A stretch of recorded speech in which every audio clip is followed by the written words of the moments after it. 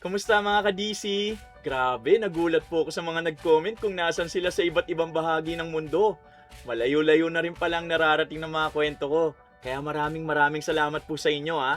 Muli sa mga silent listeners natin dyan, paramdam naman po kayo. Kahit pusuan nyo lang po ako sa comment section. I-comment na rin kung taga saan kayo ha. Salamat po.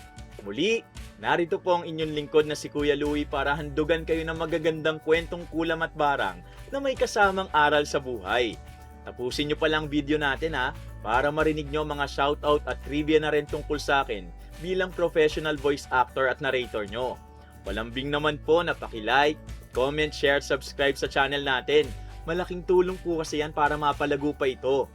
Sa nagdaang story natin, si Ethan 1 ang Destined to Love You ng Taiwan ang sinample ko. Actually, adaptation po ito ng Fated to Love You Korean series na pinalabas sa kabilang network. Nagkataon na ako rin po ang bumoses sa bida. Ngayon, isa namang Chinese actor na binosesan kong isasample ko. Ito siya. O, sample ah. Kahit anong gawin mo, sa akin ka lang. Hindi ako papayag na may ibang umaalikid sa'yo. 2005 nung pinalabas ang series na ito. Mga kapwa ko titos at titas dyan, alam nyo na siguro. Siguradong naaalala nyo ang palabas na to. I-comment nyo naman ang title pati na yung pangalan ng bida kung kilala nyo. Bago natin simulan ng kwento, may mga kwentong kulam at barang ba kayo? Pwede nyong i-share sa amin sa comment section. At kung ayos sa inyo, ibabahagi natin ang kwento nyo dito mismo sa channel natin. O ngayon, simulan na natin ang kwento! Love, ang aga mo nagising ah.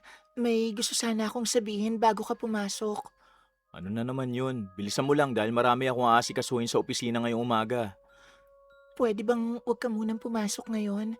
May plano sana akong puntahan nating mag-anak ngayong araw eh. Wag na, hindi pwedeng basta na lang lumiban dahil lang naisip mong gumala. Pero isang araw lang naman eh. Matagal na rin tayong hindi nakakalabas na tayong tatlo lang nila Lucas. Espesyal ang araw na yon para kay Marnela.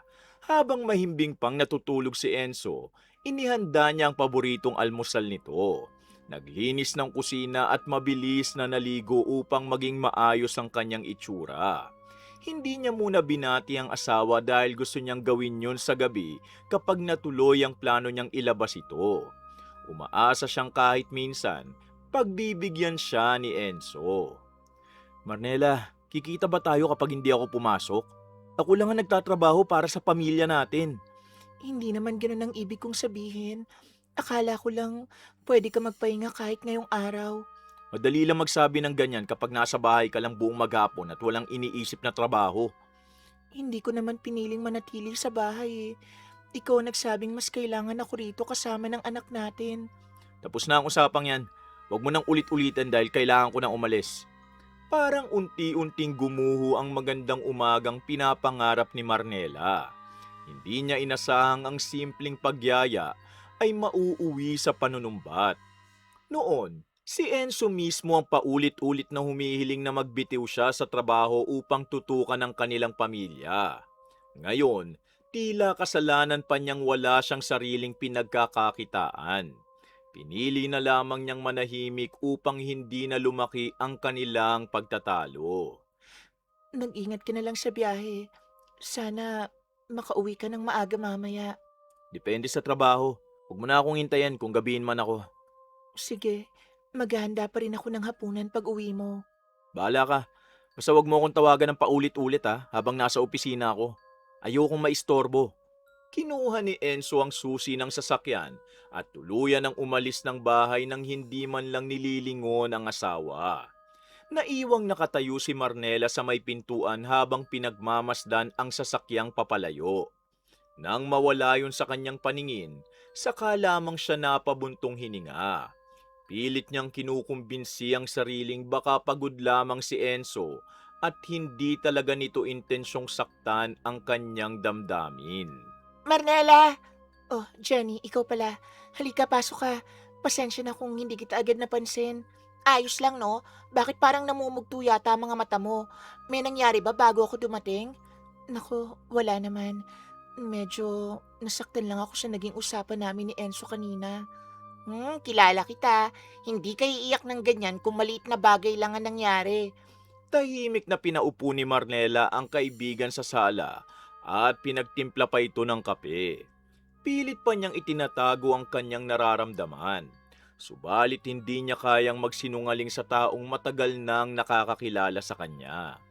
Habang nakatingin siya sa malamig ng almusal na hindi naubos ni Enzo, unti-unti niyang inihanda ang sarili upang ikwento ang lahat ng sakit na ilang buwan na niyang kinikimkim.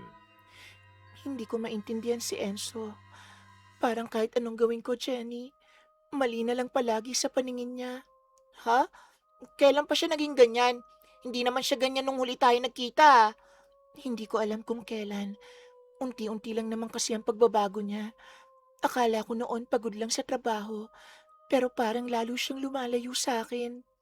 Sinubukan mo namang tanungin siya ng diretsahan kung may problema ba siya. Paulit-ulit na, Jenny.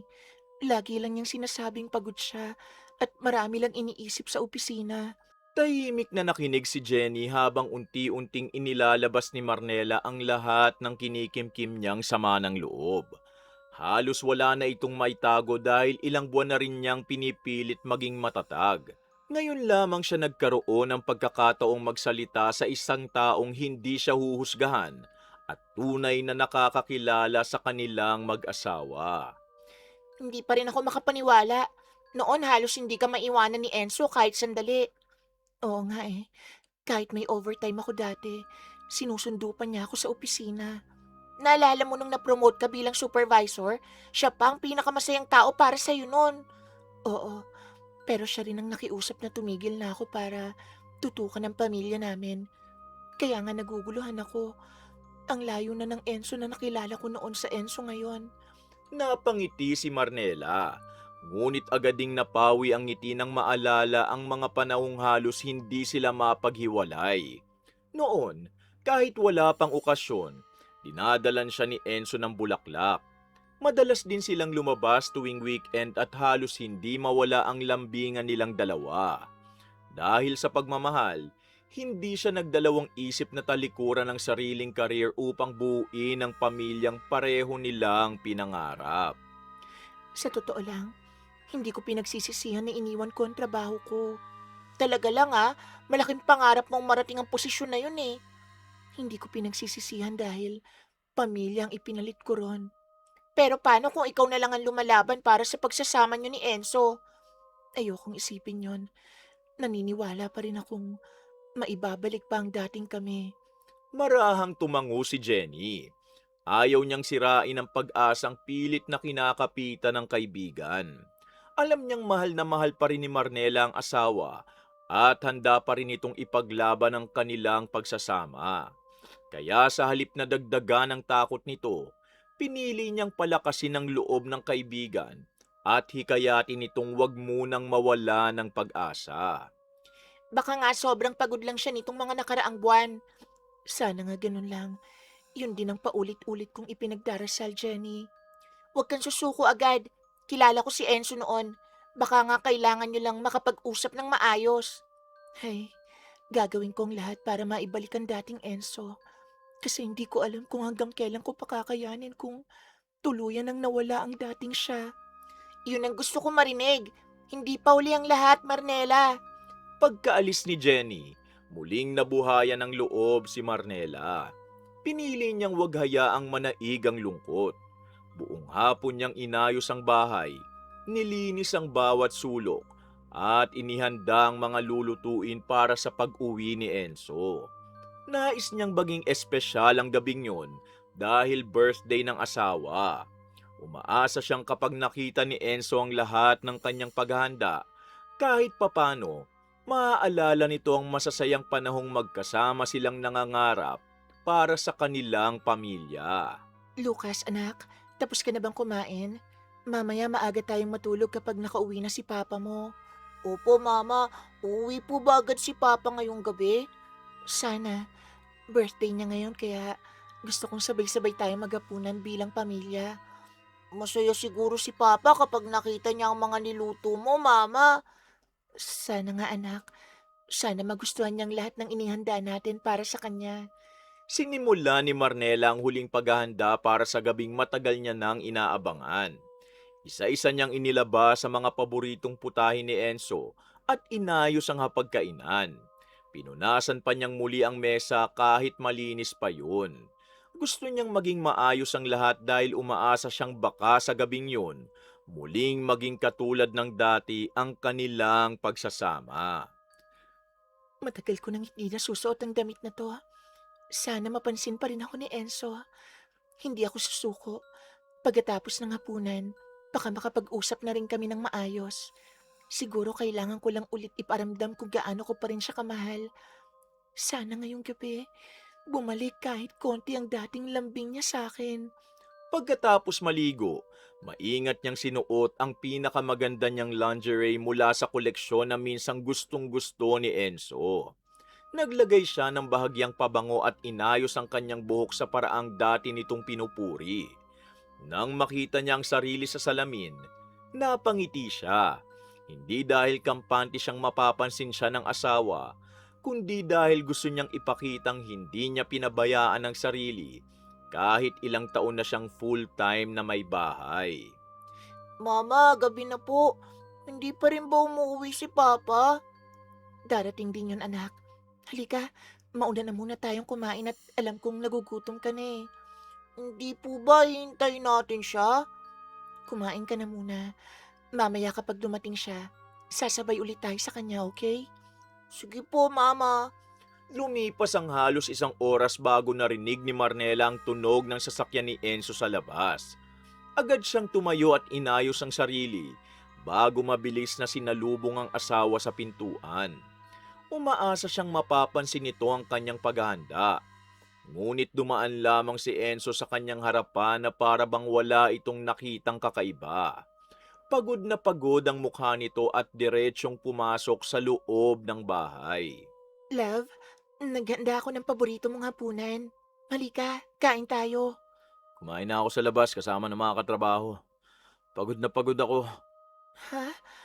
Kahit konti lang sana para matikman mo ang niluto ko para sa'yo. Ayoko na. Gusto ko na lang maligo at matulog.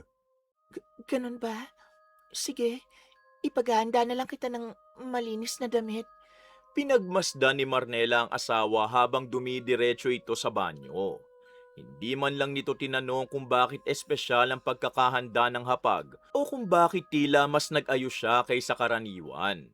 Ilang minuto ang lumipas, lumabas si Enzo, nagpalit ng damit at agad humiga sa kama. Wala itong kahit anong sinabi tungkol sa buong araw o sa mga inihanda ng asawa.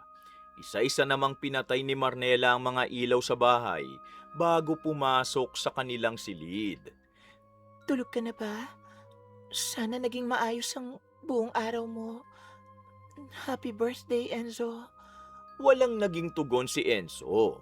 Nanatili lamang itong nakatalikod at ilang sandali pa, narinig ni Marnela ang mabigat nitong paghilik. Tahimik siyang humiga sa kabilang bahagi ng kama habang pinipigilan ng pagluha. Hindi niya akalaing darating ang panahong magiging napakahirap ng marinig ang simpleng salamat o good night mula sa lalaking minsang hindi natutulog hanggat hindi siya nayayakap. Habang nakatitig sa kisame, unti-unti niyang naramdaman na ang pinakamalaking kalaban niya hindi ang ibang babae, kundi ang malamig na pusong unti-unti nang lumalayo sa kanya. Kinabukasan, Mama, gising na po ba si Papa? Papasok na naman po ba siya sa trabaho? Oo, anak. Hindi po ba tayo lalabas ngayon? Birthday pa rin naman ni Papa, di ba? Tapos na ang birthday niya kagabi.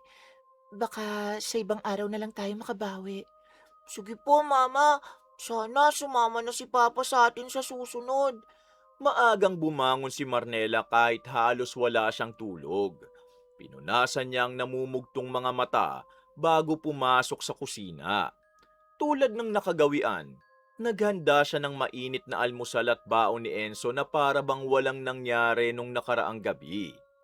Ayaw niyang mahalata ng anak ang bigat ng kanyang nararamdaman, kaya pilit siyang ngumiti na hindi naman umaabot sa kanyang mga mata.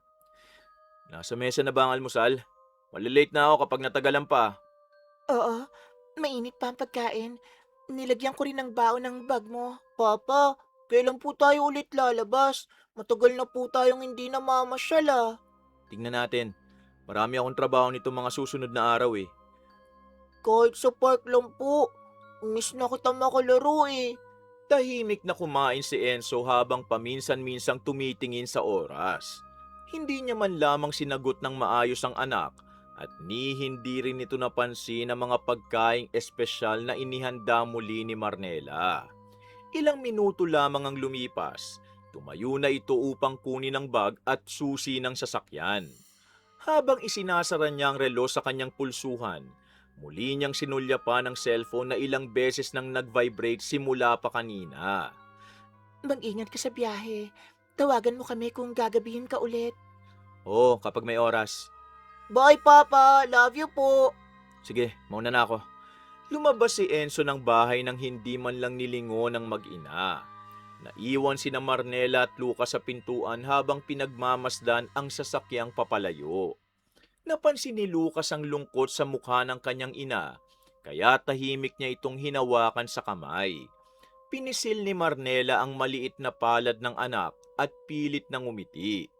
Hindi pa niya alam na ang simpleng pagbabago sa ugali ng kanyang asawa, simula pa lamang ng mas mabigat na pagsubok na haharapin ng kanilang pamilya sa mga darating na araw. Love, linggo naman ngayon. Baka pwede tayo magsimba at kumain sa labas pagkatapos. Di pwede. Gusto ko lang magpahinga. Nakakapagod ang buong linggo sa opisina. Kahit sandali lang, excited din si Lucas na makasama ka ngayong day off mo. Papa, punta po tayo sa park pagkatapos magsimba. Promise, hindi ako magpapabili ng laruan.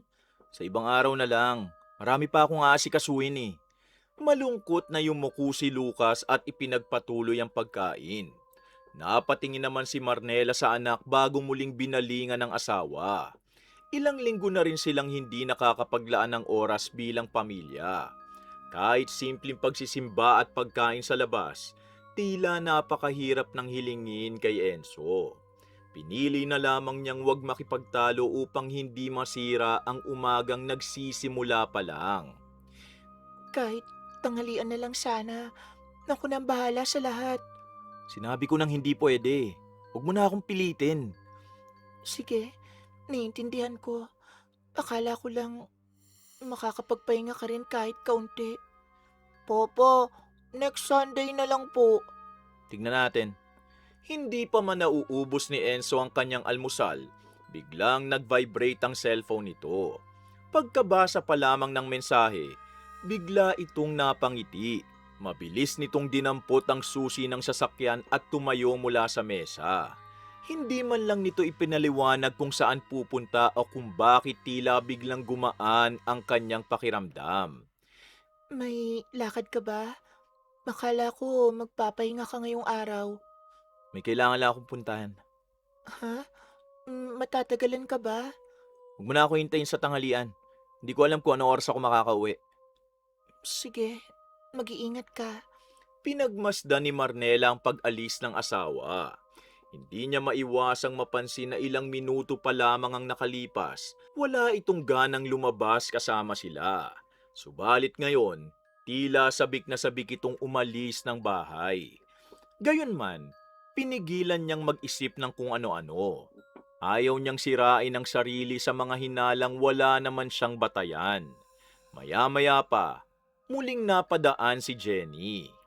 Oh, kumusta na kayo ni Enzo? May pagbabago ba mula nung huli tayong nag-usap? Wala pa rin, Jenny. Parang lalo pa nga siyang naging malamig sa akin. Sinubukan mo na bang tanungin kung may problema siya sa trabaho? Lagi niyang sinasabing pagod lang siya. Hanggang doon lang ang paliwanag niya. Sana nga trabaho lang talaga ang dahilan. Maghapon na naglaro si Lucas sa sala habang si Marnela naman naglinis ng bahay at naghanda ng hapunan. Paminsan-minsan, napapatingin siya sa orasan. Hindi niya alam kung bakit tila iba ang kutob niya ng araw na yun. Gayunpaman, patuloy niyang pinangahawakan ng pag-asang baka bumalik na sa dati ang kanilang pagsasama. Mama, may sasakyan po sa labas. Mukhang dumating na ang papa mo. Saglit po, sisilipin ko. Mama, May kasama po siya. Kasama? Sino? Agad na lumabas si Marnela upang salubungin ang asawa. Pagbukas niya ng pinto, nakita niyang nakatayo si Enzo kasama ang isang lalaking halos kasing edad nito. Nakangiti ang dalawa habang may bitbit na maleta ang bisita. Lumapit si Enzo at saka lamang nagsalita. Marnela, siya nga pala si Ranil. Matagal ko na siyang kaibigan. Magandang hapon. Pasensya na kung maabala ko kayo. Magandang hapon din. Tuloy ka. Dito muna siya titira sa atin pansamantala. Tahimik na napatitig si Marnela sa asawa. Hindi niya inaasahang basta na lamang itong magpapatira ng ibang tao sa kanilang bahay nang hindi man lang siya kinukonsulta. Gayunpaman, pinili niyang ngumiti at tanggapin ang bisita alang-alang kay Enzo. Ranil, pagpasensyahan mo na kung hindi agad na ihanda ang kwarto. Hindi kasi namin inaasahang may bisita. Ayos lang, malaking abala na nga ang pagpapatuloy niyo sa akin eh. Guest room na lang muna ang gamitin mo. Mamaya ko na ipapakita kung saan mo ilalagay ang mga gamit mo. Halika, ihanda ko muna ang higaan mo habang nagkukwentuhan kayo. Maraming salamat. Hindi ko makakalimutan ang kabaitan ninyo. Dinala ni Marnela ang ekstrang kumot at unan sa guest room. Mabilis niyang inayos ang kama at nilinis ang silid kahit maayos naman yun. Hindi siya sanay na may ibang taong titira sa kanilang bahay. Ngunit bilang may bahay, pinili niyang maging magalang sa bisita. Umaasa siyang ilang araw lamang itong mananatili at babalik na rin sa sariling tirahan. Tito Ranil, dito ka na po ba talaga matutulog? Oo, Lucas. Kung papayag ang mama at papa mo. Ang laki po ng maleta nyo. Ang dami nyo pong dala. Marami kasi siyang gamit. Kaya mo muna si tito mo. Lucas, tulungan mo muna akong kunin ng pitsil at ng mga baso sa kusina. Habang nasa kusina, napansin ni Marnela na masiglang nakikipagkwentuhan si Enzo kay Ranil. Ilang beses pa niyang narinig ang malalakas nilang tawanan mula sa sala. Hindi niya maiwasang mapangiti dahil matagal na rin niyang hindi naririnig ang ganong saya sa boses ng asawa. Saglit niyang inisip na baka mabuti ring may kasama itong kaibigan upang mabawasan ang stress nito sa trabaho. Naalala mo pa ba nung halos hindi tayo makauwi dahil nasiraan tayo ng sasakyan? Oo naman. Paano ko makakalimutan yun? Ikaw pa nga halos maubusan ng pasensya eh. Buti na lang nandun ka nun. Ganun talaga magkaibigan. Nagtutulungan kapag may problema. Kaya natutuwa akong nandito ka ulit. Inilalapag ni Marnela ang mga baso sa mesa habang pinagmamasdan ng dalawa. Napansin niyang ibang-ibang sigla ni Enzo kumpara sa mga nakaraang linggo. Kanina lamang, wala itong ganang lumabas kasama silang mag-ina. Subalit ngayon, halos hindi mawala ang ngiti sa mukha nito habang kausap si Ranil. Pinili niyang wag bigyan ng ibang kahulugan ang kanyang napapansin. Halina kayo. Handa na ang hapunan. O sige, sige. Gutom na rin kami. Ang bango naman ang niluto mo, Marnela. Sana magustuhan mo. Simpleng ulam lang yan. Si Mama ang pinakamasarap magluto. Masayang nagsalo ang apat sa hapagkainan. Habang kumakain, si Lucas ang walang tigil sa pagkukwento tungkol sa mga nangyari sa paaralan. Paminsan-minsan, sumasagot si Ranil at tinatawanan ng mga kwento ng bata. Napansin ni Marnela na mas marami pang sinasabi si Enzo kay Ranil kesa sa kanya. Sa tuwing may itatanong siya sa asawa, maikli lamang ang sagot nito bago muling bumabaling sa kaibigan. Love, dagdagan pa ba kita ng kanin? Wag na. Ako na lang siguro. Masarap talaga ang ulam eh. Sige, sandali lang. Tumayo si Marnela upang kumuha ng dagdag na kanin. Habang nakatalikod siya, muli niyang narinig ang tawanan ni na Enzo at Ranil. Hindi niya alam kung ano ang pinag-uusapan ng dalawa. Ngunit ramdam niyang magaan ang loob ng asawa sa bagong dating. Pinili niyang ikatuwa na lamang yon kesa pagselosa ng simpleng pagkakaibigan ng dalawa. Ranil, pagkatapos natin kumain, ipapakita ko sa iyo ang home office. Ayos! Doon muna siguro ako magsiset-up ng laptop. Kailangan mo ba ng mesa sa guest room? May extrang maliit doon. Kung pwede, malaking tulong yun. Kaya mo na, ako nang bahala sa kanya. Pagkatapos ng hapunan, magkasabay na nagtungo sina Enzo at Ranil sa home office. Naiwan naman si Marnela sa kusina upang magligpit ng pinagkainan. Paminsan-minsan, umaalingaw-ngaw ang malalakas nilang tawanan mula sa kabilang silid. Napailing na lamang siya at ipinagpatuloy ang paghuhugas ng mga plato. Sa isip niya, mabuti na ring masaya si Enzo kahit pansamantala. Nang sumunod na araw, Love, maaga kang nakauwi ngayon Baka pwede tayo magpahinga ng maaga mamaya. pagod ako. Dami naming tinapos sa opisina buong araw eh. Kahit sandali lang sana. Matagal na rin tayong hindi nagkakausap ng maayos Sa ibang araw na lang. Gusto ko lang talagang matulog na maaga. Sama ng pakiramdam ko eh. Lumipas ang ilang araw na gano'n ang nangyayari. Tuwing susubukan ni Marnelang lambingin ang asawa, lagi itong may maayos na dahilan. Dahil wala naman siyang nakikitang kakaiba, pinili niyang paniwalaan ang bawat paliwanag ni Enzo. Para sa kanya, mas mabuting unawain ang pagod ng asawa kaysa gumawa ng sariling hinala. Isang gabi, meron ulit itong dahilan para iwasan ang gustong mangyari ni Marnela. Oh, ba't ang tamlay mo yata? Medyo masama ang pakiramdam ko eh. Parang lalagnatin yata ako. Ganun ba? Ipagtitimpla kita ng mainit na salabat at bibigyan ng gamot. Salamat pero gusto ko na lang umiga muna. Sige, tawagin mo lang ako kung may kailangan ka. Buong gabi siyang nag-alaga kay Enzo. Kinabukasan, maaga itong umalis papuntang opisina kasama si Ranil na tila wala ng anumang karamdaman. Hindi na yun pinansin ni Marnela. Masaya pa siyang nakitang maayos na ang pakiramdam ng asawa. Ilang minuto pang lumipas, muling dumalaw si Jenny. Oh, kumusta na kayo ni Enzo? May pagbabago na ba?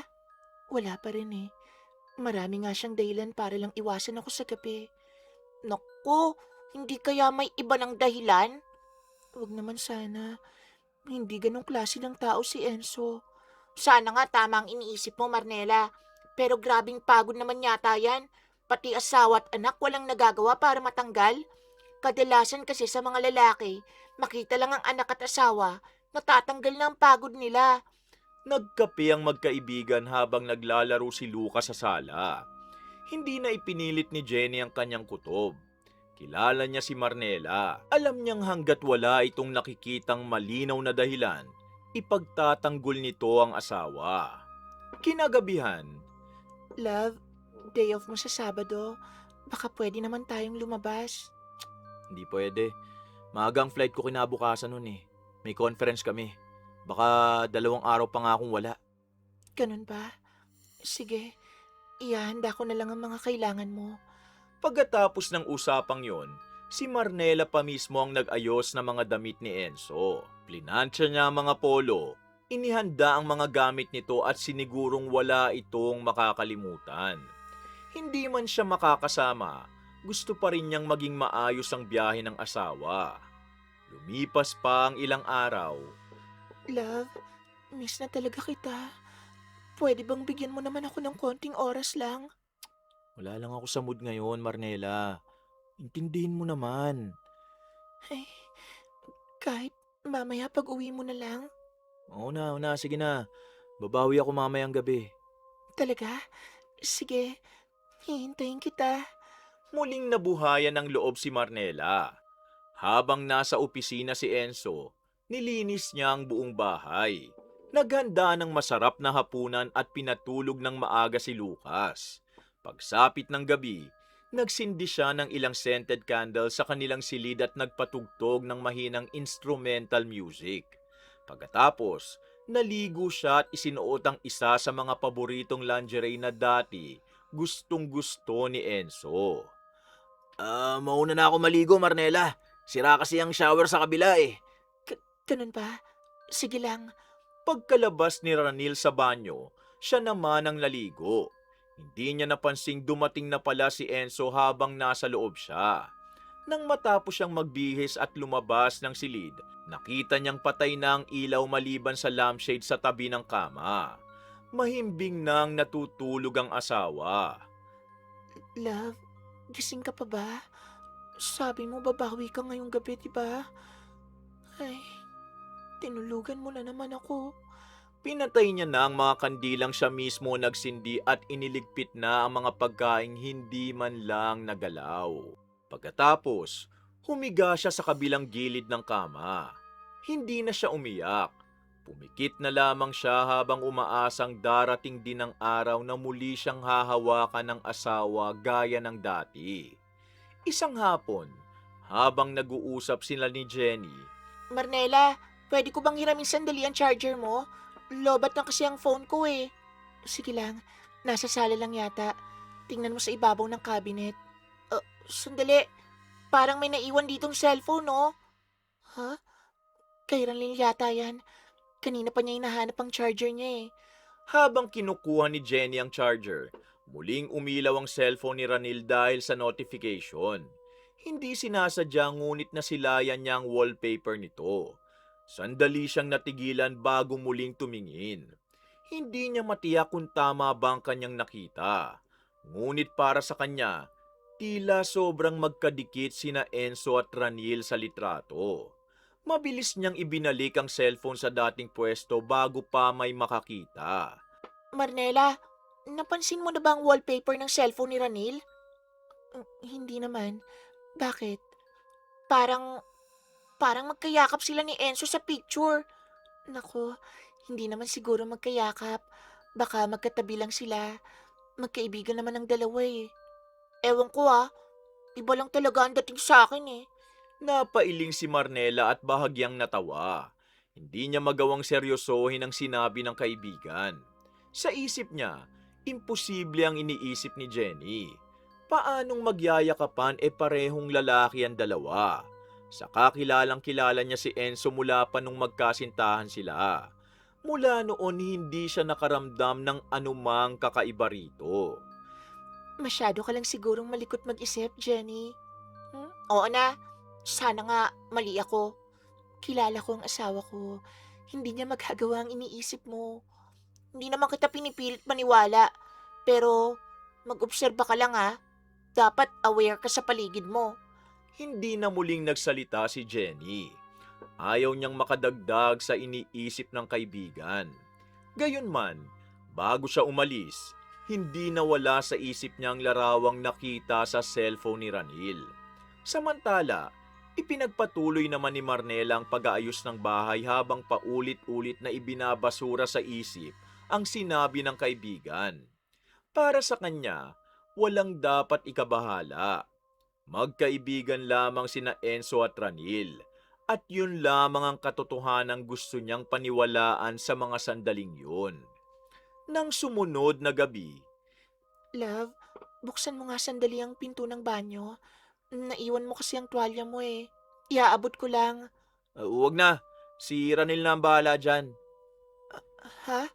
Bakit siya? Sandali, ako na lang, Marnela. Maliligo na rin naman ako pagkatapos ni Enzo. Ganun ba? Sige.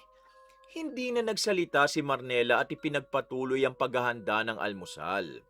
Habang nagluluto siya, napasulyap siya sa may banyo. Doon niya nakitang kumatok si Ranil at iniabot ang tuwalya kay Enzo na tila kabisado na nito ang bawat kailangan ng asawa. Saglit siyang natigilan, ngunit agad din niyang inalis ang isip sa nakita. Marahil natural lang yun para sa matagal nang magkaibigan. Mama, bakit po si Tito Ranil ang nagbigay ng tuwalya kay Papa? Lagi po silang nagtutulungan, no? Magkaibigan kasi sila, anak. Natural lang yun sa magkakaibigan. Pinili ni Marnela na wag nang bigyan ng kahulugan ng maliit na pangyayaring yun. Gayunman, hindi niya maiwasang maalala ang sinabi ni Jenny. Pilit man niyang itinataboy ang pagdududa. Kusa itong bumabalik sa tuwing may napapansin siyang kakaibang kilos ng dalawa. Ranil, nasa na kaya ang driver's license ko? Sandali. Tatawagan na lang kita kapag nahanap ko. Kailangan ko yung bago ako lumabas . Huwag kang magalala, ako nang bahala. Salamat. Maya-maya tumunog ang cellphone ni Ranil. Nasa kusina si Marnela nang marinig niyang si Enzo ang tumatawag. Hindi niya narinig ang sinasabi ng asawa, ngunit malinaw niyang narinig ang mga sagot ni Ranil. Matapos ibaba ang tawag, dumiretso ito sa loob ng bahay at pumasok sa silid ni na Marnela at Enzo. Ranil, may hinahanap ka ba? Oo, yung driver's license ni Enzo. Sandali, tutulungan na kita maghanap. Wag na. Alam ko na kung saan yun. Ako nang bahala. Hindi na nakahabol si Marnela. Mula sa may pintuan, lihim niyang pinanood si Ranil. Wala pa itong 2 minuto sa loob ng silid nang mabuksan nito ang ikatlong drawer ng maliit na cabinet sa tabi ng kama. Agad nitong kinuha ang driver's license ni Enzo na parang matagal na nitong alam kung saan yun nakatago. Lumabas ito ng kwarto nang hindi man lang napansing nakatingin ang may bahay. Napakunot noo si Marnela. Kahit siya mismo, minsan kinakailangan pang maghalungkat upang mahanap ang mga gamit ng asawa. Subalit si Ranil, tila kabisado ang bawat sulok ng kanilang silid. Ang bilis mong nahanap ah. Sinabi kasi sa akin ni Enzo kung saan niya yun nilalagay eh. Ah, ganun ba? Mauna na ako Ihatid ko ito sa opisina. Sige, mag-iingat ka. Hindi na nagtanong pa si Marnela. Bagamat may kung anong bumabagabag sa kanyang isip, pinili pa rin niyang tanggapin ang paliwanag ni Ranil. Sa loob-loob niya, baka talagang minsan na ikwento lamang ni Enzo kung saan ito nilalagay ang mahalagang gamit. Ayaw niyang masira ang tiwala niya sa asawa dahil lamang sa mga pangyayaring maaari namang may simpleng paliwanag. Kinagabihan, Love, mechado ang ulam natin. Paborito mo ito kaya maaga ako na malengke. mukhang masarap ah. Tagal ko ring hindi nakain yan eh.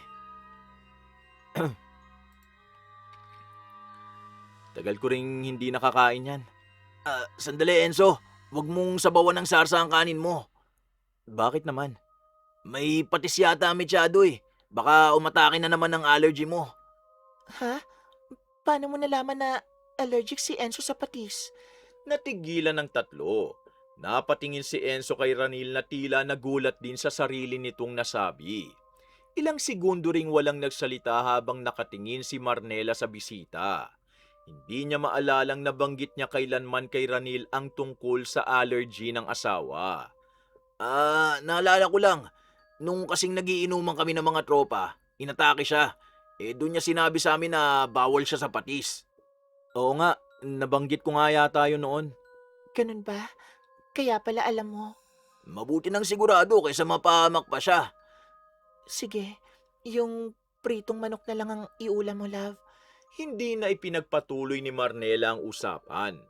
Tumayo siya upang kumuha ng pritong manok para sa asawa.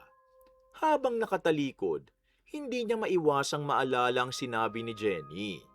Noon lamang nagsimulang magdugtong sa isip niya ang ilang maliliit na pangyayari dati. Hindi niya yun pinapansin. Gayunpaman, pilit pa rin niyang itinutulak ang pagdududa. Para sa kanya, maaaring nagkataon lamang ang lahat. Hanggang sa muling dumalaw si Jenny. Kumusta? Mukhang mabigat na naman ang iniisip mo ah. Wala naman. Nagtataka lang kasi ako eh. Nitong mga nakaraan parang ang dami ng alam ni Ranil kay Enzo. Halos lahat na lang ng bagay alam niya tulad na lang ng allergy ni Enzo. Lumabas muna si Lucas upang maglaro sa bakuran habang nag-uusap ang dalawang magkaibigan sa sala. Hindi na mapakali si Jenny sa mga ikinwento ni Marnela. Habang tumatagal, lalo niyang nakikitang hindi na simpleng pagkakaibigan ang ipinapakita ni na Enzo at Ranil. Samantalang si Marnela, patuloy na naghahanap ng paliwanag na hindi makakasira sa imahe ng asawa sa kanyang isip. Ay, baka totoo naman ang sinabi niyang nagiinuman sila noon nung nalaman ni Ranil ang tungkol sa allergy niya. Posible, pero ako, hindi na talaga maganda ang pakiramdam ko dyan sa asawa mo. Ayokong pag-isipan ng masama si Enzo, pero hindi ko maintindihan kung bakit yun ang nararamdaman ko. Lumipas ang ilang araw, Hindi na sinasadyang napapansin ni Marnela ang maliliit na kilos ng dalawa. Hindi siya naghahanap ng ebidensya, subalit kusa yung lumalapit sa kanyang paningin. Sa tuwing mag-uusap sina Enzo at Ranil, tila sapat na ang isang tinginan upang magkaintindihan ng mga ito. Kapag may kailangan si Enzo, si Ranil agad ang unang kumikilos bago pa man siya makalapit. Ranil, alis na ako. Sandali, naiwan mo ang ID mo. Buti napansin mo. Baka hanapin yan sa opisina eh. Salamat. Mula sa kusina, lihim na napatingin si Marnela. Hindi niya alam kung bakit tila kabisado ni Ranil ang mga gamit at nakasanayan ni Enzo. Napansin din niyang hindi na kailangan magsalita ng mahaba ang dalawa. Parang alam na agad ni Ranil ang kailangan ng asawa kahit hindi pa ito tapos magsalita. Hindi na niya yung binanggit kay Enzo. Hindi rin niya muling ikinwento kay Jenny. Sa halip, pinili niyang magmasid na lamang. Ayaw niyang magkamali ng akala. Mas gugustuhin niyang mapatunayan na mali ang kanyang kutob kaysa tanggapin ang posibilidad na may katotohanan ang mga hinalang pilit niyang itinataboy sa kanyang isip. Pagsapit ng gabi, Love, tulog na si Lucas. Baka pwede naman tayong mag-usap kahit sandali. pagod talaga ako ngayon. Antok na rin ako kaya bukas na lang. Huwag mo na muna dagdagan ng problema sa opisina. Hindi naman tungkol sa problema to eh. Gusto lang kitang makasama. Gusto ko lang maramdaman na nandito ka. Kasi Bukas na lang, Marnela. Maaga pa akong gigising eh. Enzo, kahit ilang minuto lang sana. Humiga si Marnela sa tabi ng asawa. Ilang gabi na niyang pinipigilan ang sariling muling lumapit dahil sa sunod-sunod na pagtanggi nito. Subalit ngayong gabi, naisip niyang baka nagkataon lamang ang mga nakaraang dahilan ni Enzo. Baka ito na ang tamang pagkakataon upang muli nilang maramdaman ang dating lambing na matagal nang nawala. Naalala mo pa ba nung bagong kasal tayo? Ikaw pang lagi nagyayaya na magpuyat tayo. Namimiss ko na ang mga gabing ganun ka sa akin. Ay, marami lang talagang iniisip ngayon. Bakit ba hindi mo maintindihan yun? Dahan-dahang lumapit si Marnela at niyakap ang asawa mula sa likuran. Marahan niyang ipinatong ang ulo sa balikat nito habang hinihintay na suklian man lang siya ng yakap. Ilang sandali siyang nanatili roon, subalit nanigas lamang ang katawan ni Enzo na para bang hindi komportable sa kanyang ginagawa. Love, Ano? pwede ba kitang yakapin ng ganito kahit saglit? Ano pa bang ginagawa mo? Nakayakap ka na nga eh. Ilang segundo pang lumipas bago marahang hinaplos ni Marnela ang braso ng asawa. Unti-unti siyang lumapit. Umaasang mauunawaan nito ang gusto niyang mangyari. Ngunit agad na huminga ng malalim si Enzo at marahang inalis ang kamay ng asawa sa kanyang katawan. Marnela, Bakit? Hindi mo ba ako namimiss? Hindi ko na matandaan ang huling beses na ginawa natin to. Kaya sige na, pagbigyan mo naman ako. sinabi ko na sa'yo eh. Wala talaga ako sa mood. Matulog na nga tayo. Wala nang naisagot si Marnela. Marahan niyang ibinaba ang kamay at humarap sa kabilang bahagi ng kama. Hindi na siya nagtampo o nangulit. Pinikit na lamang niya ang kanyang mga mata habang pilit inaawat ang sarili na umiyak. Sa isip niya, baka darating din ang araw na kusa siyang yayakapin muli ni Enzo gaya ng dati. Kinabukasan, Ranil, pwede ba tayo mag-usap sandali? May itatanong lang sana ako eh. Ha? Oo naman. Ano yun? Matagal na ba talaga kayong magkaibigan ni Enzo? Oo. Marami na rin kaming pinagdaanan. Kaya pala parang kabisadong kabisado mo na siya. nasa sala lamang silang dalawa habang naglalaro si Lucas sa bakuran. Nagkataong lumabas si Enzo upang bumili ng ilang gamit sa tindahan. Sinamantala ni Marnela ang pagkakataon upang makilala pa ang bisitang ilang linggo nang nakatira sa kanilang bahay. Wala siyang masamang intensyon. Gusto lamang niyang maintindihan kung bakit napakalapit ng dalawa.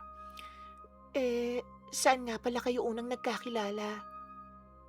Sa dati naming opisina. Talaga? Akala ko nung college pa. Oo nga pala. College muna tapos nagkasama ulit kami sa trabaho. Ang tagal na rin pala ng pagkakaibigan nyo, no? Oo, kaya parang magkapatid na rin ang turingan namin.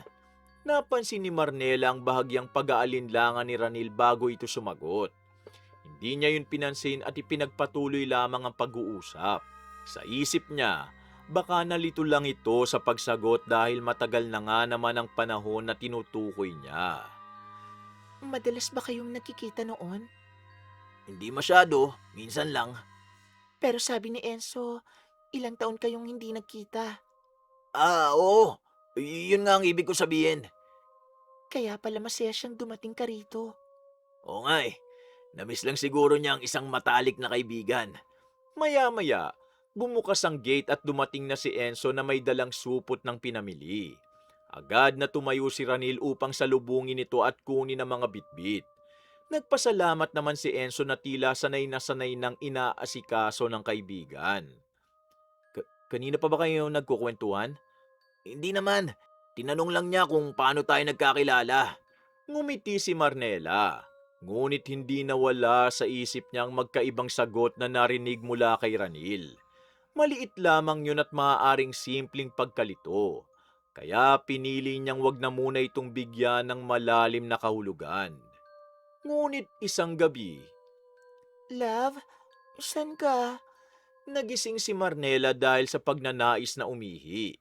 Pagbalik niya sa kanilang silid, wala pa rin si Enzo. Sinilip niya ang banyo, ang sala, kusina at maging ang garahe. Subalit hindi niya nakita ang asawa. Habang pabalik na sana siya sa kanilang kwarto, napahinto siya sa tapat ng guest room nang makarinig ng mahihinang boses mula sa loob. Hindi niya halos marinig ang sinasabi ng dalawa, kaya marahan siyang lumapit at idinikit ang tenga sa pinto. Pasensya ka na kung ganito tayo palagi ah. Hindi ko pa kayang sabihin ang lahat dahil masasaktan si Marnela at si Lucas. Naiintindihan naman kita. Pero habang tumatagal, lalo ko nahihirapan magkunwari sa harap nilang parang normal lang ang lahat eh. Konting panahon pa ang hinihingi ko. Kailangan kong humanap ng tamang pagkakataon bago ko harapin ang magiging kapalit nito. Kahit mahirap, hihintayin kita. Ayokong ikaw lang ang nagdadala ng bigat ng sitwasyong ito araw-araw. Salamat dahil nananatili ka sa tabi ko kahit alam mong maraming masasaktan kapag lumabas ang katotohanan. Parang unti-unting nanlalamig ang buong katawan ni Marnela. Hindi niya maipaliwanag kung bakit gano'n ang kabang nararamdaman niya. Dahan-dahan siyang umatras at nagtungo sa drawer sa sala kung saan niya itinago noon ang duplicate key ng guest room. Nanginginig ang kamay niyang ibinalik ang sarili sa harap ng pintuan at marahang ipinasok ang susi sa seradura. Enzo, di ko akalaing darating tayo sa ganitong sitwasyon.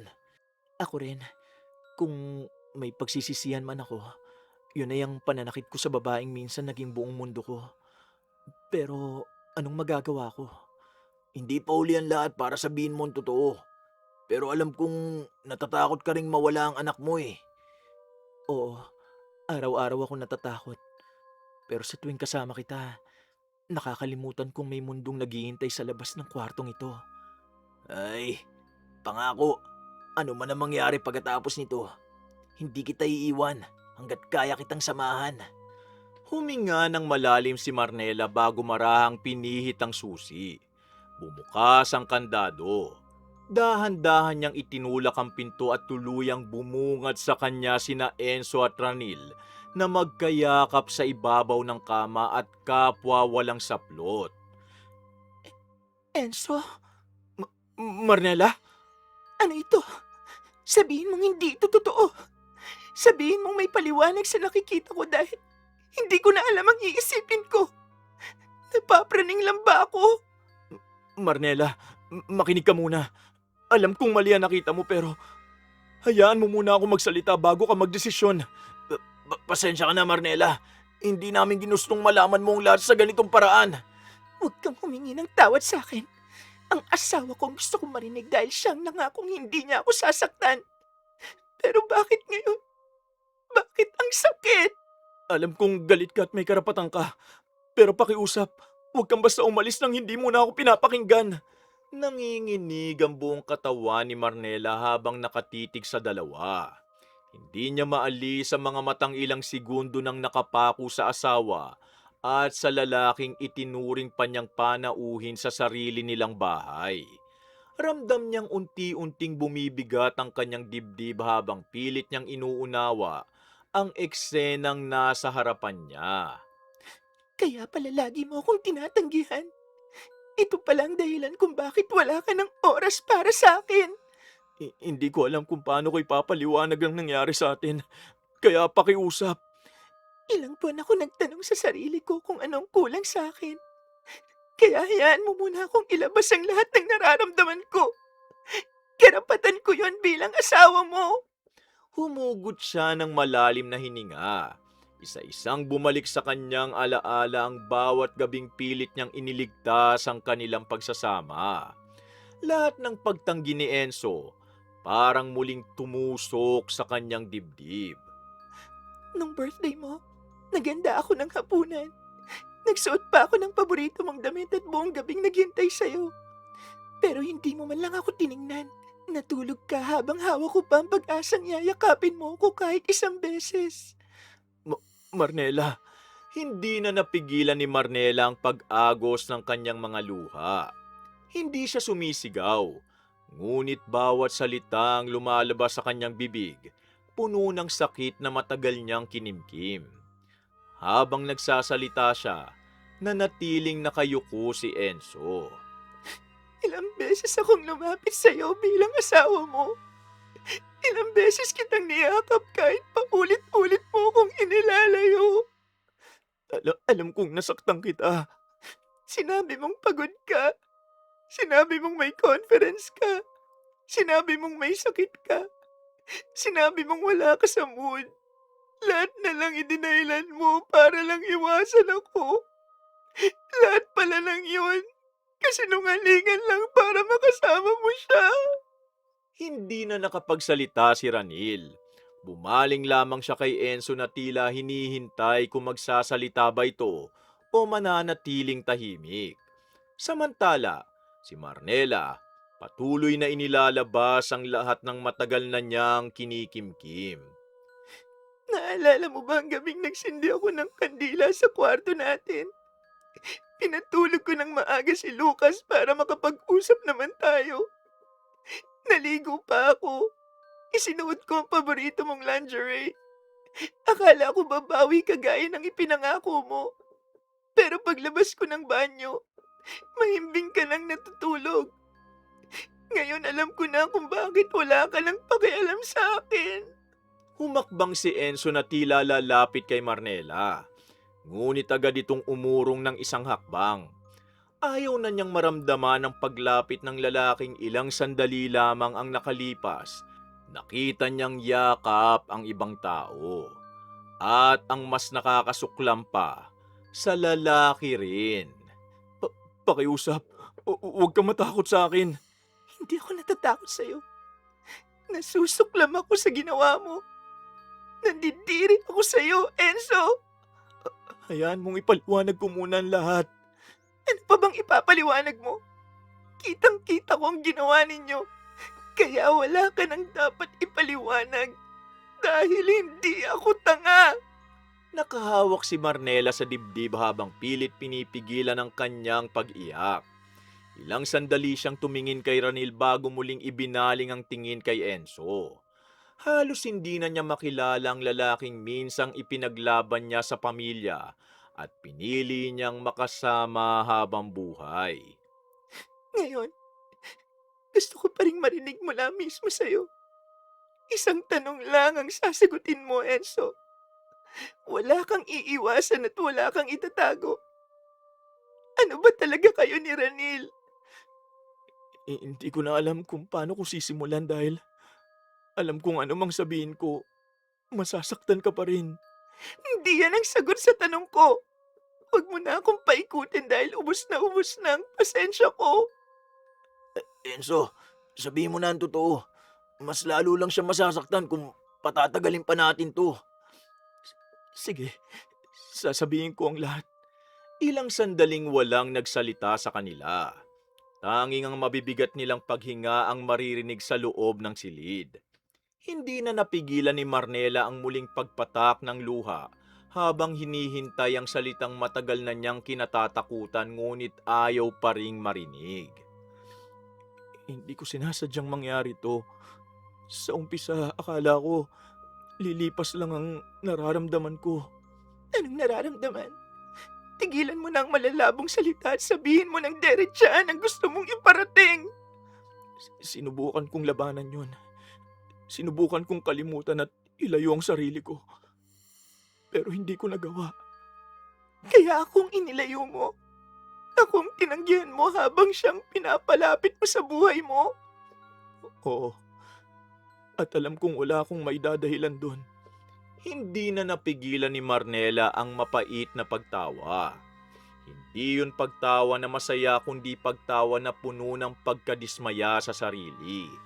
Pakiramdam niya, siya lamang ang lumaban para iligtas ang kanilang pagsasama. Samantalang matagal na pala siyang iniwan ng asawa kahit magkasama pa sila sa iisang bahay. Sabihin mo na, Enzo. Mas mabuti nang marinig ko mismo sa bibig mo. Marnela, bisexual ako. Matagal ko nang sinusubukang itago yun kahit sa sarili ko. Ikaw ang pinili kong pakasalan dahil minahal kita. Kung minahal mo ko, bakit mo nagawa ito? Dahil habang tumatagal, minahal ko rin si Ranil. Parang huminto ang pag-ikot ng mundo ni Marnela matapos marinig ang pag-amin ni Enzo. Hindi niya alam kung ano ang mas masakit. Ang pagtataksil ba ng asawa o ang katotohanang hindi babae ang ipinalit sa kanya? Kaya lahat ng mga gabing umiiyak ako, siya pala ang iniisip mo. Hindi ko gustong saktan ka. Pero sinaktan mo pa rin ako. Araw-araw. Paulit-ulit. Marnela, alam kong wala akong karapatang magsalita. Pero hindi namin ito pinlano para sirain ang pamilya ninyo. Manahimik ka. Wala akong gustong marinig mula sa taong walang hiya na tumira sa bahay namin habang unti-unting inaagaw ang asawa ko. Alam kong galit ka. Hindi galit ang nararamdaman ko sa'yo, kundi pagkasuklam. Dahil habang tinatrato kitang bisita, tinraidor mo ako sa sarili kong tahanan. Napayuko si Ranil at hindi na muling sumagot. Si Enzo naman, muling sumubok na lumapit kay Marnela. Subalit umatras na naman ito. Marnela, alam kong hindi mo ako mapapatawad ngayon. Pero ayoko matapos ito ng puro galit lang ang dala mo. Wala kang karapatang humingi ng kahit ano sa akin. Simula nang piliin mo siya, matagal nang natapos ang pagiging mag-asawa natin. Pakiusap. Lumabas kayong dalawa. Ayokong makita ang mga mukha niyo kahit isang segundo pa. Umalis kayo sa harapan ko bago tuluyan kong kamuhian ang bawat alaalang kasama kita, Enzo. Marnela. Pakiusap, umalis ka na! Lumabas si Ranil ngunit nanatili si Enzo sa loob. Pagkasara ng pinto, tuluyan ang bumigay ang mga tuhod ni Marnela. Dahan-dahan siyang naupo sa gilid ng kama habang tuloy-tuloy ang pagpatak ng kanyang mga luha. Ang dali mo pala akong kinalimutan, Enzo. Samantalang buong buhay ko, ikaw lang ang pinili kong mahalin. Ikaw mismo ang nagsabing mag-resign na ako dahil kaya mo kong buhayin at talagaan habang buhay. Alam kong nagsisisi ka sa nangyari, Marnela. Patawarin mo ako.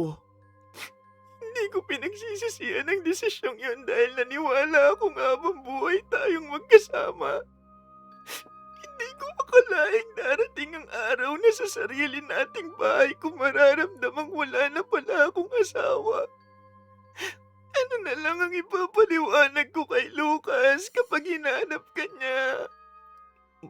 Marnela, muling napahugulgol si Marnela. Hindi niya alam kung gaano siya katagal na nakaupo sa sahig. Nang mapansin niyang malapit ng magbukang liwayway, pinunasan niya ang kanyang mga mata at bumalik sa kanilang silid mag-asawa. Isa-isa niyang inilabas ang maleta mula sa ibabaw ng kabinet at nagsimulang tiklupin ang ilan nilang damit ni Lucas. Hindi pa niya alam kung gaano katagal silang mawawala. Subalit sigurado siyang hindi niya na kayang manatili pa sa bahay na yun. Mama, bakit po? Saan mo dadali ng mga gamit natin? Nagising ba kita, anak? Pasensya ka na, ha? May iyak ka po ba? May nangyari po ba? May pupuntahan muna tayo. Doon muna tayo titira ng ilang araw. Kasama po ba si Papa? Huminto si Marnela sa pagtitiklop ng damit. Napapikit siya sandali bago lumuhod sa harap ng anak at marahang hinaplos ang pisngi nito. Hindi muna, anak. Tayong dalaw lang muna aalis. Nag-away po ba kayo ni Papa? May problema lang kaming kailangang ayusin. Pero tandaan mo, mahal na mahal ka ni Mama. Mahal din po ako ni Papa, hindi ba? Oo, mahal ka rin ng Papa mo. Pero bakit hindi siya sasama sa atin? Lucas, darating ang panahon, maiintindihan mo rin ang lahat. Pero sa ngayon, ang kailangan mo lang gawin, sumama muna kay Mama, ha? Tahimik na tumango si Lucas. Hindi man niya lubos na nauunawa ng nangyayari. Naramdaman niyang mabigat ang dinadala ng kanyang ina. Lumapit siya at niyakap si Marnela ng mahigpit. Huwag ka na pong umiyak, Mama. Nandito naman po ako eh. Salamat, anak. Ikaw na lang ang natitirang lakas ni Mama ngayon. Saan po tayo pupunta? Uwi muna tayo kay Lolo Tino. Doon muna tayo mananatili habang inaayos ni Mama ang lahat. Muling bumalik si Marnela sa pag-iimpake. Mas mabigat man ang bawat tiklop ng damit kaysa dati. Pinilit niyang maging matatag para sa kanyang anak. Alam niyang hindi niya na mababago ang nangyari. Subalit kaya pa niyang piliin kung saan niya sisimulang buuing muli ang buhay nilang mag-ina. Mama, tapos ka na po ba? Tulungan na po kitang buhatin ang bag natin. Salamat, anak. Hawakan mo na lang ang maliit mong bag. Si Mama na ang bahala sa iba. Aalis na po ba talaga tayo? Oo, mas mabuting umuwi muna tayo kay Lolo Tino. Sige po, Mama. Muling sinilip ni Marnela ang bawat sulok ng silid bago niya isinara ang maleta. Hindi niya akalaing darating ang araw na aalis siya sa bahay na minsan pinangarap niyang maging tahanan ng kanilang pamilya. Pinunasan niya ang natitirang luha sa kanyang mga mata. Sa kamarahang hinawakan ng kamay ni Lucas at sabay silang lumabas ng kwarto. Pagdating nila sa sala, naroon sina Enzo at Ranil. Parehong walang imik ang dalawa nang makita ang mga maleta. Halatang hindi nila inaasahang tuluyan ang aalis si Marnela sa araw ding yon. Marnela, bakit may mga maleta? Huwag mo sabihin aalis na kayo ni Lucas. Akala ko kagabi, malinaw ang sinabi ko. Hindi ko na kayang manatili sa bahay na ito. Hindi naman kailangang umalis kayo. Ako na lang ang aalis kung yun ang gusto mo. Kahit umalis ka, mananatili pa rin ang alaalang iniwan ninyo sa bawat sulok ng bahay na ito. Marnela, pakiusap. Bigyan mo naman ako ng pagkakataong maituwid ang lahat, oh. Huminga ng malalim si Marnela bago tumingin sa paligid. Napadako ang kanyang tingin sa dining table kung saan sila dating sabay-sabay kumakain. Sa sofa kung saan sila nanonood ng pelikula tuwing weekend. At sa hagdan kung saan madalas nilang salubungin ni Lucas kapag umuuwi si Enzo mula sa trabaho. Lahat ng iyon, masasayang alaala noon. Ngunit ngayon, puro sakit na lamang ang naiiwan. Alam mo ba kung bakit ako ang umaalis? Kahit kayo nagkamali? Dahil hindi ko na kayang gumising araw-araw sa bahay na nagpapaalala sa akin kung paano mo ko niloko.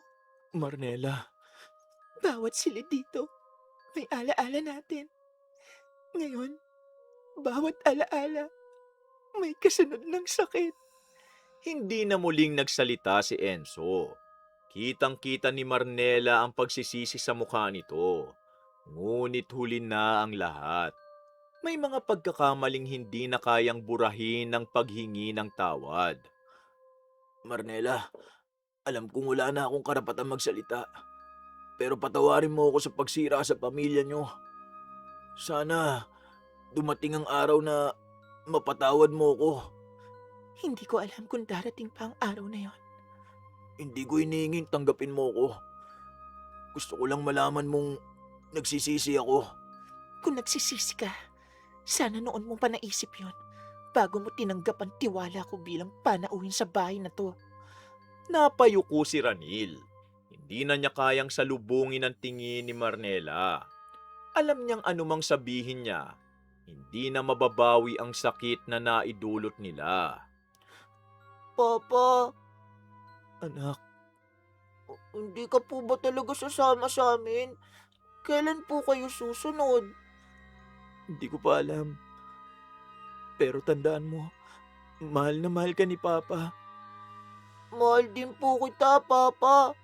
Lumapit si Lucas at niyakap ang kanyang ama. Hindi na napigilan ni Enzo ang mapaluha habang yakap ang anak. Mahigpit niyang ipinikit ang kanyang mga mata.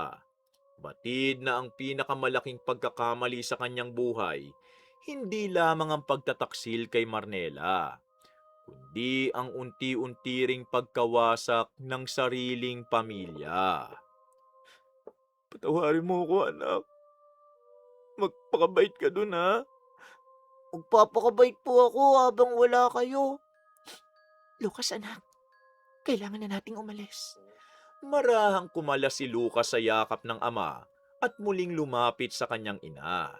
Kinuha ni Marnela ang maleta at hinawakan ng kamay ng anak. Hindi na siya lumingon pa kina Enzo at Ranil. Alam niyang kapag ginawa pa niya yon, baka manghina lamang siya. Paglabas nila ng bahay, malamig ang simoy ng hangin ng madaling araw. Dahan-dahan silang sumakay sa sasakyan. Bago pa andarin ang makina, napatingin si Marnela sa bahay na minsang naging saksi sa kanilang mga pangarap bilang mag-asawa. Isang malalim na buntong hininga ang kanyang pinakawalan. Pagkatapos, marahan niyang pinaandar ang sasakyan patungo sa bahay ni Lolo Tino. Dalang pag-asang balang araw, matatagpuan din nilang mag-ina ang katahimikan na matagal nang nawala sa kanilang buhay. Enzo, maupo ka muna.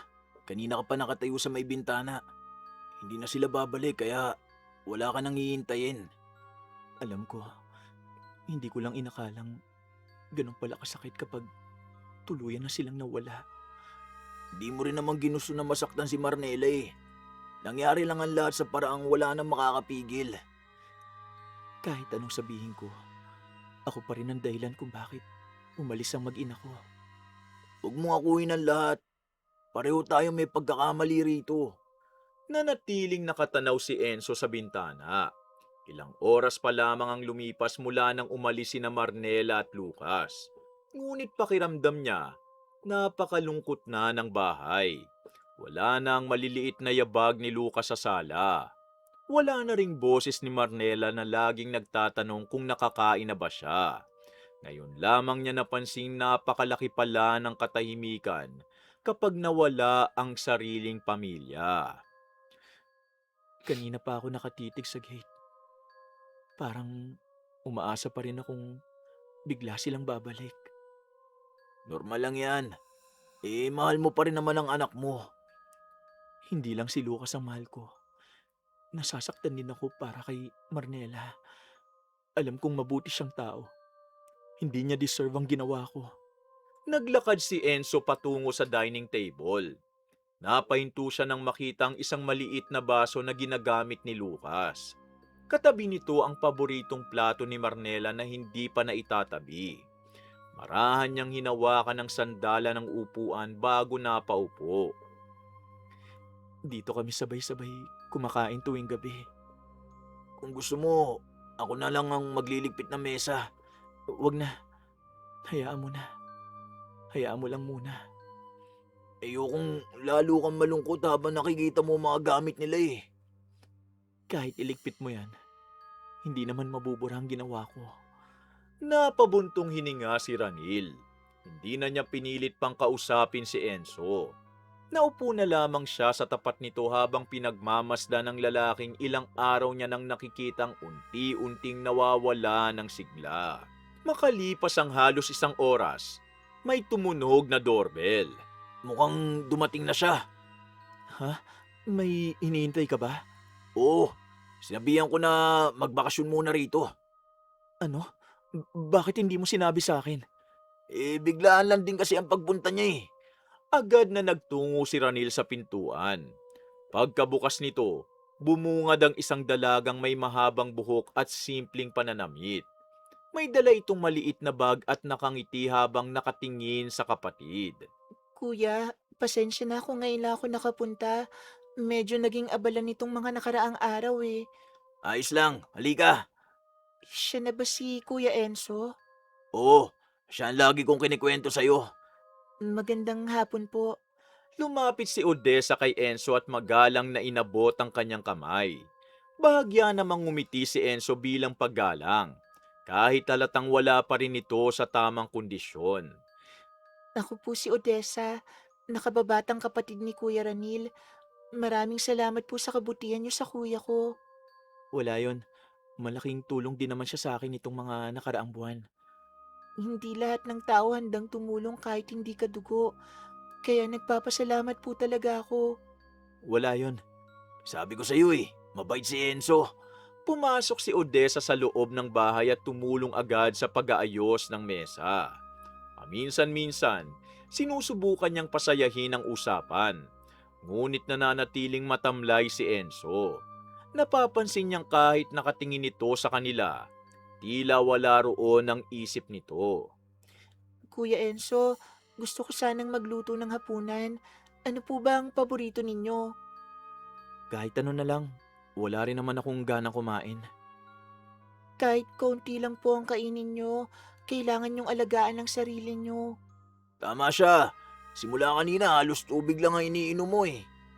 Susubukan kong kumain mamaya. Mabuti naman po, unti-unti lang magiging maayos din ang lahat. Napatingin si Enzo kay Odessa at pilit nang umiti.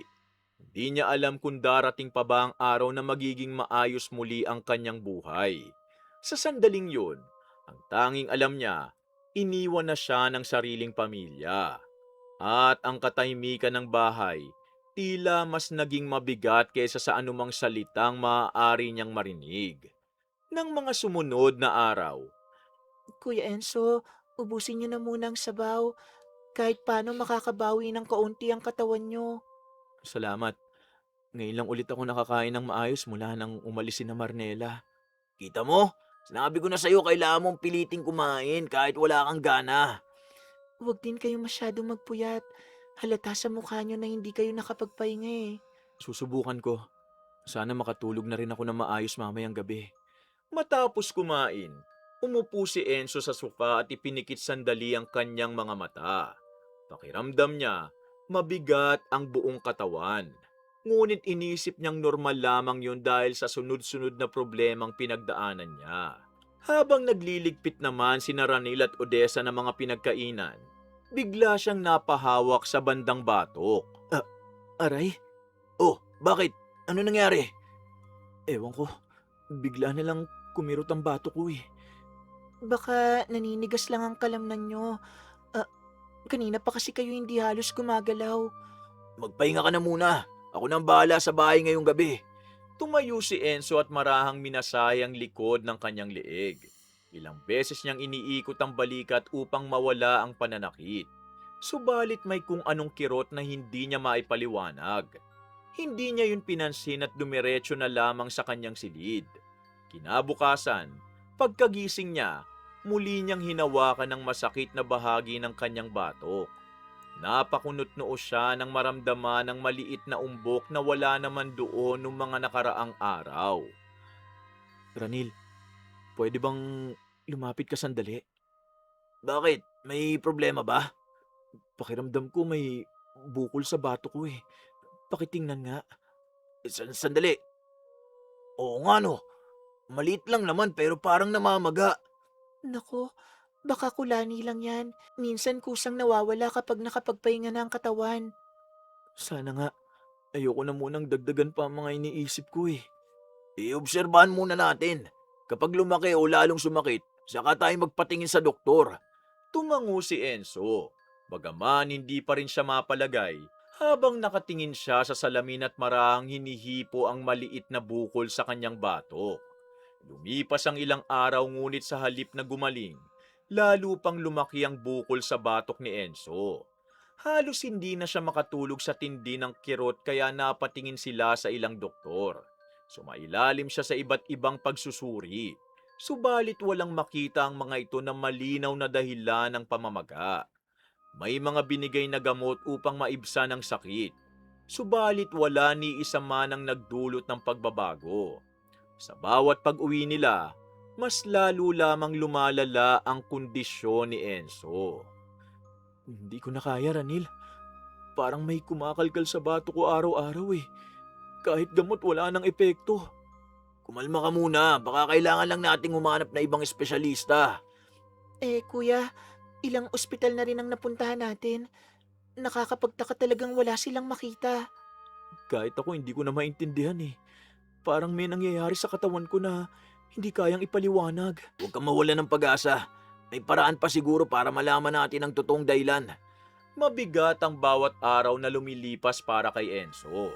Hindi na siya halos makapagtrabaho dahil sa sakit. Ang dating malakas at masiglang lalaki, unti-unting nangayayat. Habang pinagmamasdan siya ni Ranil, tila may gusto itong sabihin ngunit paulit-ulit na nagdadalawang isip.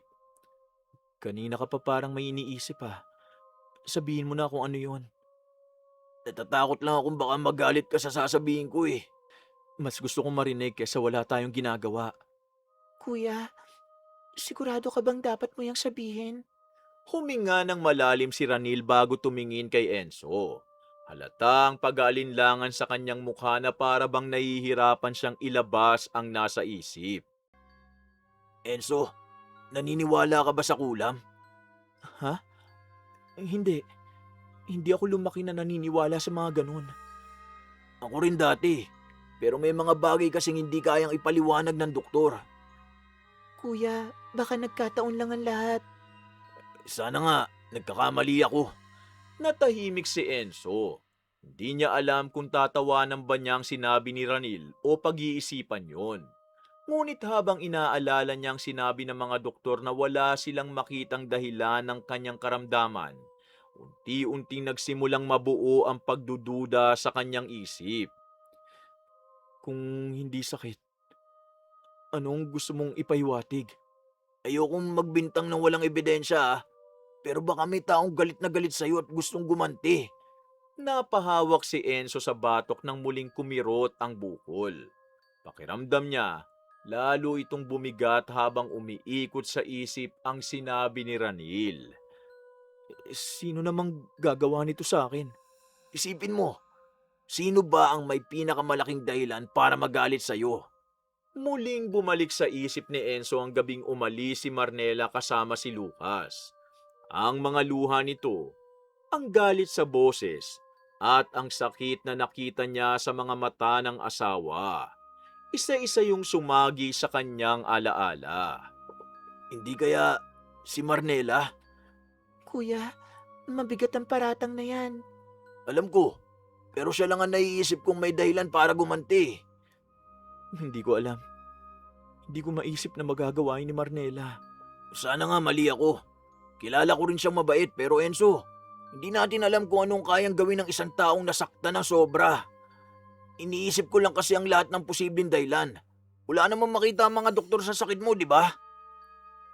Kung sakaling totoo ang iniisip mo, anong dapat kong gawin? Sa tingin ko, mas mabuti munang puntahan mo si Marnela. Kung sakaling may sama talaga siya ng loob sa'yo, baka sakaling mapatawad ka niya. Sa tingin mo, kakausapin pa niya ako pagkatapos ng lahat ng ginawa ko? Hindi ko alam, pero mas mabuti nang subukan mo kaysa habang buhay ka nag-iisip kung siya ba talaga ang may kinalaman sa nangyayari sa'yo. Natatakot akong harapin siya eh. Baka hindi niya na ako gustong makita. Natural lang yun, pero asawa mo pa rin siya at siya ang ina ng anak mo. Eh kung may pagkakataon pa maayos ang lahat, huwag mo sayangin. Eh paano kung itaboy lang niya ako? Tanggapin mo, karapatan niya magalit eh. Ang mahalaga, marinig niya ang paghingi mo ng tawad. At kung sakaling may ginawa nga siya sa akin, Eh kung totoong siya may kagagawa nito, baka siya lang din ang makakapagsabi kung paano ka matutulungan.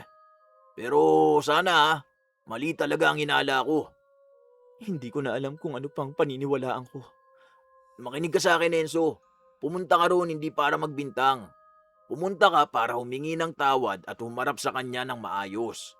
Kapag nakita mong wala talaga siyang alam sa nangyayari sa'yo, saka na tayo maghanap ng ibang sagot. Baka nga tama ka. Kailangan ko siyang harapin. Kinabukasan, mabagal na naglakad si Enzo palabas ng bahay. Bago siya sumakay ng sasakyan, muli siyang napahawak sa namamagang batok. Napapikit siya sa tindi ng sakit bago dahan-dahang pinaandar ang sasakyan. Habang binabaybay niya ang daan, paulit-ulit na bumabalik sa isip niya ang masasayang alaala nila ni Marnela at Lucas. Hindi niya namalayang tumutulo na pala ang kanyang mga luha habang mahigpit ang pagkakahawak sa manibela. Makalipas ang ilang oras, huminto ang sasakyan sa tapat ng bahay ni Lolo Tino. Ilang minuto muna siyang nanatiling nakaupo. Pakiramdam niya, mas mahirap ang bumaba ng sasakyan kesa harapin ang anumang sakit na dinaranas niya.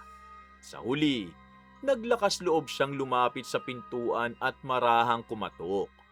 Pagbukas ng pinto, bumungad ang isang matanda. Magandang araw po. Magandang araw rin, Enzo. Naalala niyo po pala ako. Pwede po ba akong makapasok kahit sandali? Sige, pumasok ka. Salamat po. Pagpasok niya sa loob, agad niyang nakita si Lucas na naglalaro sa sahig. Nang mapansin siya ng bata, mabilis itong tumakbo papunta sa kanya. Papa! Anak! Papa! Miss na kita! Miss na din kita, anak. Araw-araw kitang naiisip. Bakit ang tagal mong hindi pumunta dito? Pasensya ka na, anak. Nagkamali si Papa. Uuwi na po ba tayo ngayon, Papa? Hindi ko pa alam, pero sana, balang araw. Mahigpit na niyakap ni Enzo ang anak. Hindi na niya napigilan ang pagluha. Ramdam niyang mas masakit pa ang yakap na yon kesa sa bukol na bumabagabag sa kanyang batok. Papa, umiiyak ka? Masaya lang akong nakita kita ulit, anak. Huwag ka nang umiyak. Kapag umiiyak si Mama, niyayakap ko siya. Salamat, anak. Narinig ni Marnela ang boses ni Lucas kaya dahan-dahan siyang lumabas mula sa kusina. Pagkakita niya kay Enzo, napahinto siya. Nanatili lamang siyang nakatingin habang mahigpit pa ring yakap ng anak ang ama nito. Bakit ka nandito? Marnela, naparito ako para humingi ng tawad. Hindi mo kailangan pumunta rito para sabihin yan. Kailangan, Marnela. Hindi na ako mapakali mula nang umalis kayo eh. Akala ko, yun naman ang gusto mo, di ba? Hindi. Hindi ko ginustong mawala kayong mag-ina sa buhay ko. Pero yun na nangyari. Dahil sa pinili mo. Alam ko. At wala akong ibang masisisi kundi ang sarili ko. Huli na. Huli na ang lahat, Enzo. Hindi ako naparito para pilitin kang bumalik. Alam ko na wala akong karapatang humiling ng ganun. Kung ganon, ano pa ang kailangan mo?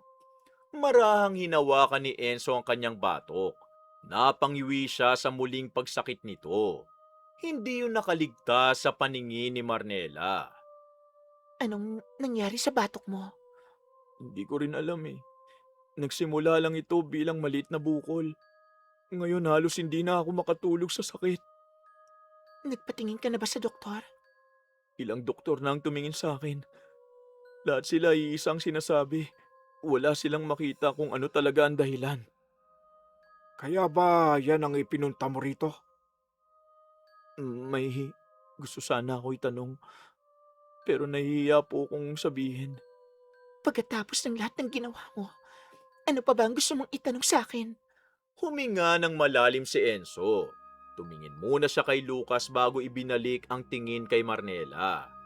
Halatang mabigat ang bawat salitang gusto niyang ilabas. Marnela, sasagutin mo ba ako ng totoo kahit isang beses lang? May kinalaman ka ba sa nangyayari sa akin? Anong sinabi mo? Pasensya ka na. Hindi ko gustong isipin yun pero wala na akong alam na ibang paliwanag. Kaya pala bigla kang nagpunta rito. Akala ko, gusto mo lang talagang humingi ng tawad. Totoo ang paghingi ko ng tawad. Pero sinabi rin sa akin na baka Baka ako nagpakulam sa'yo. hindi ko sinasabing gano'n na nga. Gusto ko lang malaman ang totoo.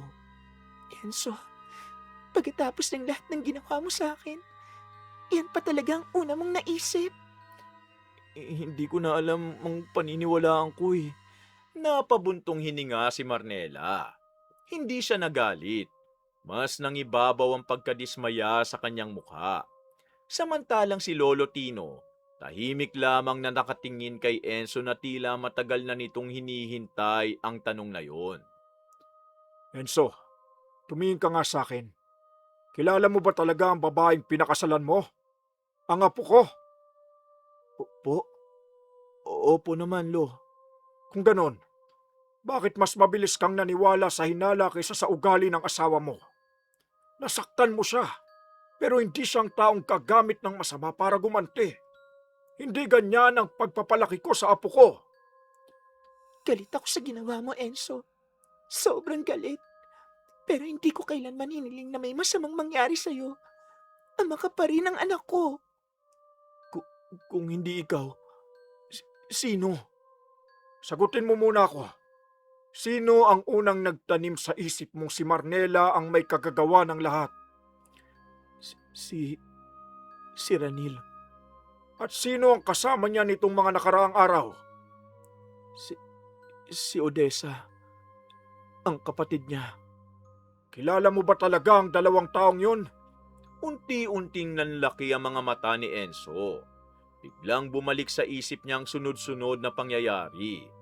Ang bigla ang pagdating ni Odessa, ang pagpipilit ni Ranil na isipin niyang si Marnela ang may kasalanan, at ang pag-aatubili nitong kunwari ayaw magbintang. Lo, ano po bang ibig niyo sabihin? Ang babaeng tinatawag mong kapatid ni Ranil, hindi niya kapatid. Ano?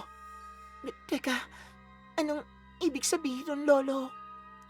Bilang isang manghuhula at manggagamot, nahuhulaan ko sa pamamagitan mo, Enzo, na magkasintahan sila. At hindi lang yan, kilala sila sa panloloko at paggamit ng kulam para makuha ang gusto nila. Hindi. Imposible. Kung gusto mong malaman ang buong katotohanan, umuwi ka. Huwag mong hanapin ang kaaway sa maling tao. Napaluhod si Enzo habang mahigpit na hawak ang kanyang batok. Hindi lamang ang sakit ng katawan ang kanyang nararamdaman. Mas mabigat ang sakit ng konsensyang bumalot sa kanyang puso. 2 beses niyang sinaktan ang babaeng minsang nagmahal sa kanya. Una sa pagtataksil at pangalawa sa maling paghihinala. Lumapit si Lucas at marahang hinawakan ng kamay ng kanyang ama. Napayakap si Enzo sa anak habang tuloy-tuloy ang kanyang pagluha.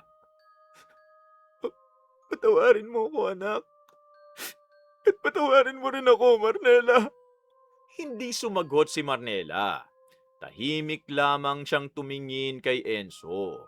May mga sugat na kayang paghilumi ng panahon.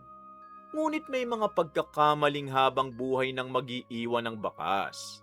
Mula noon, natutunan ni Enzo na ang isang maling desisyon maaaring makasira ng isang buong pamilya. At si Marnela naman, piniling ipagpatuloy ang buhay kasama ng kanyang anak. Dala ang pag-asang balang araw, mapapalitan ng kapayapaan ang sakit na kanyang pinagdaraanan. Ang tunay na pag-ibig, nakabatay sa katapatan at respeto.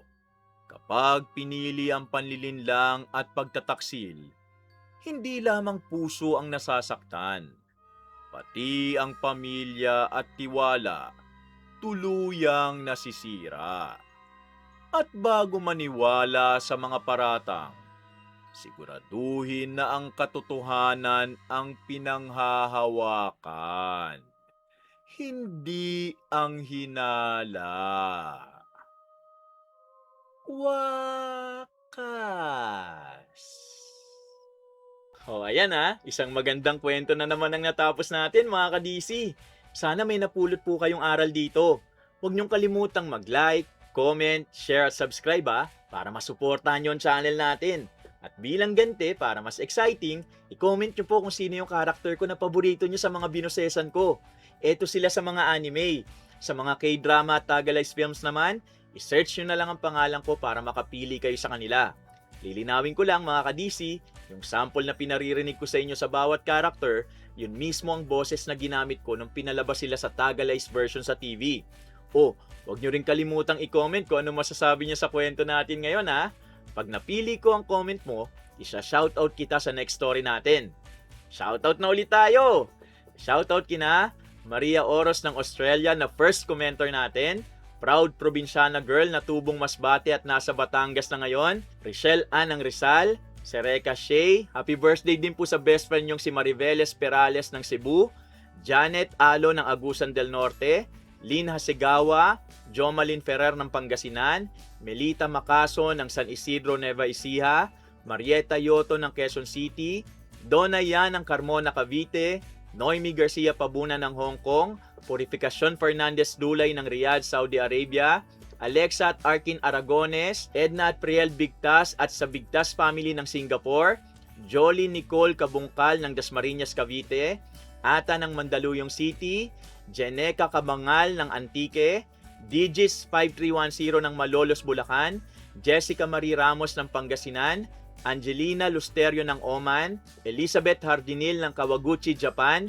Leonora Ferrer ng Tinambaca, Camarines Sur, Maxine Gonzales ng Santa Rosa, Laguna, Nis Lakzamana ng Tlapas, Tarlac, Twingtel Joy Lindholm ng Southern Leyte, Raquel Shibata ng Manggehan, Lopez Haina, Misamis Occidental, Inday Wanda, Donna Garcia ng Magalang, Pampanga, Sheila Awais Muhammad ng Bahrain, Judith Bisnar ng Davao City, Rona Katapang ng Hong Kong, Dugang Gurang ng Spain mula sa Isabela, Mitch Vlog at Manrisa family ng Tulunan, North Cotabato, Fashion Aeon ng Japan, Bernadette Kabuhat ng Myanmar, Aiza Kaluya, Mestisang Bangus ng Japan, Judith Bautista ng Barangay Bonga, Bulan, Sorsogon na taga Bicol, Elizabeth Duncan ng Texas, USA, at Joshua Lladones ng Concepcion, Tarlac. Shoutout kina Mama Lauren Boyles ng California, USA, kay na Kuya Liam at Bebe Lay ng Quezon City, kina Bombom, Bebe Jam at Jillian ng Sampaloc, Manila, kina Mamu Lovina at Papa Bong ng Manila, kay Tanod Potpot Mailas, pagaling ka to Pox, kay Keisha Chua ng Torrance, California, at kay Josh and Lauren Rubio ng Buena Park, California. Pasensya na po sa mga hindi ko po na shoutout. Abangan nyo po sa mga susunod na upload natin Kumusta po sa lahat ng mga kababayan natin na nasa ibang bansa? Mag-iingat po kayo palagi dyan. O paano? Samahan niyo ulit ang inyong lingkod na si Kuya Louie sa susunod na kwento natin ha. Maraming salamat po at pagpalain tayong lahat ng puong may kapal. Bye!